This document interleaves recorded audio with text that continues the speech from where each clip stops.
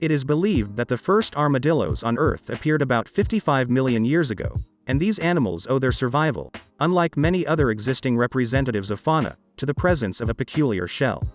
Ancient people called armadillos tortoise rabbits, which was explained by the ability of this animal with relatively long ears to live in specially dug holes, just like wild rabbits. The armored carapace of armadillos consists of shoulder, head, and pelvic shields, as well as several characteristic hoop-shaped bands with which the body is girdled on the sides and top. All parts of the shell are connected due to the presence of elastic connective tissue, which gives the protective cover sufficient mobility. Horny thin plates of polygonal or square shape are located on top of the carapace. Such plates are the epidermis. The abdominal area and the inner part of the armadillo paws are soft, completely unprotected, and covered with rather stiff hairs.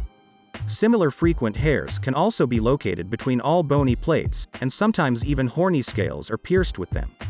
The coloration of the carapace varies from brown to pink. Hair coloration can vary from grayish-brown to white. The short limbs are strong and well adapted for digging. The front paws are 3 or 5-fingered, with powerful and sharp, visibly curved claws.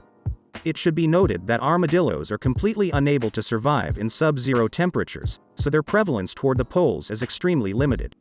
Armadillos have well-developed hearing and sense of smell, but their vision is rather weak, so they cannot distinguish the colors of surrounding objects at all. Metabolism processes are reduced, and body temperature values directly depend on environmental conditions, so they can drop from 36 to 32 degrees Celsius.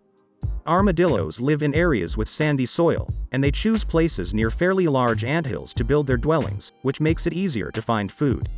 Mostly solitary, armadillos prefer to socialize with their adult mates only during the breeding season. Occasionally, armadillos occur in pairs or small groups. During the daylight hours, the mammals rest in their burrows, and only at night do they go out to hunt in search of food. Even the slightest danger can frighten a medium-sized animal. For example, the pink armadillo immediately burrows into the sand, which it rakes with its long claws.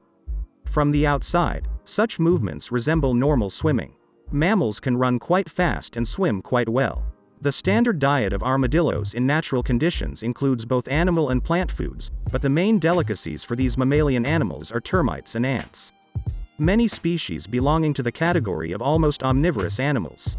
Armadillos very actively use well-developed and incredibly sensitive nose, which allows sniffing out food even under the ground. With the help of long and rather strong claws, the prey is dug out, then collected by a long, very sticky tongue and then eaten.